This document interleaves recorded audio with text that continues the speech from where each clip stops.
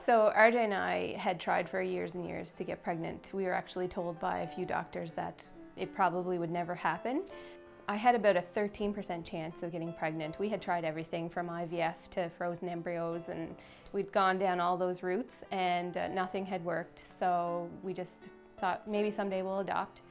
And that 13% chance, I guess maybe all we needed to do was move back to PEI where we're from, and we ended up finding out we were pregnant.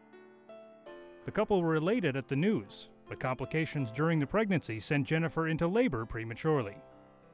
At this point, I wasn't quite 34 weeks, and we got to Summerside and they said, "You're in labor and we can't, our NICU can't take someone so little if she decides to come now."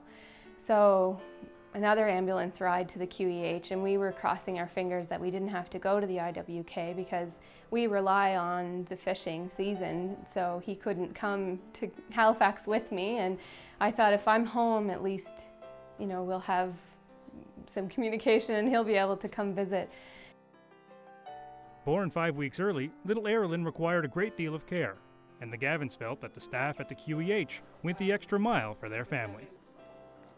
Everyone felt like family because the amount of time that we were there 2.5 weeks with Aaralyn in the NICU, and we got to know all the nurses, and they played a part in us learning how to first take care of her while she was in the NICU and then make the transition home.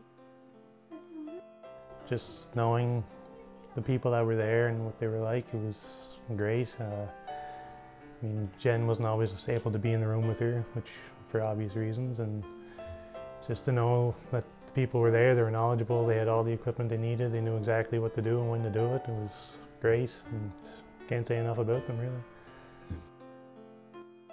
Aaralyn had a big, huge, fluffy head of black hair when she was born, and I just loved it. I'd play with her hair, and it was one of the only times, at first we couldn't pick her up, we had to leave her in the incubator, so it was the only thing I could do was play with her hair.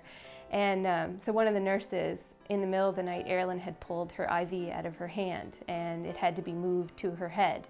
Because this nurse knew how much I loved Aaralyn's hair, she made a point of cutting instead of shaving, and she saved the hair that she cut and stuck it to a piece of paper and wrote Aaralyn's first haircut, and I still have it in Aaralyn's baby book. And it's that kind of care that just made it so easy for us to spend that 2.5 weeks in the hospital.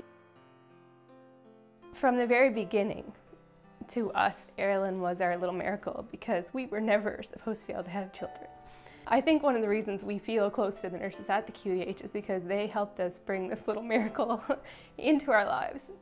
And ever since we've had her, I've never been so happy. She is just an incredible little girl, and the QEH helped make that possible. Like, she is happy and healthy because they acted so quickly and they knew what they were doing, and they knew exactly everything that she needed to get healthy and out of the hospital. And we're a happy family now because of the care that we've had along the way, and I'm just so grateful. Oh, turn the page.